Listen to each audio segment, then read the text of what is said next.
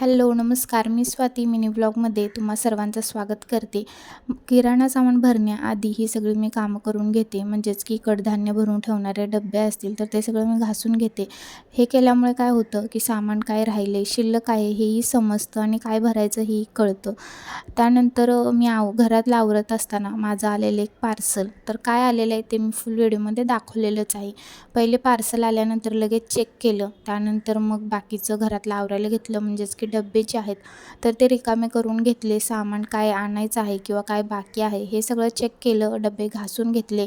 त्यानंतर मग fridge clean करायला घेतला. तर आता आतून नाही, फक्त बाहेरून कपडा फिरवून घेतलेला आहे आणि फ्रीजवरती कितीही सामान ठेवायचं नाही असं ठरवलं तरीसुद्धा काही ना काही तर वरती फ्रीजवरती सामान ठेवलंच जातं.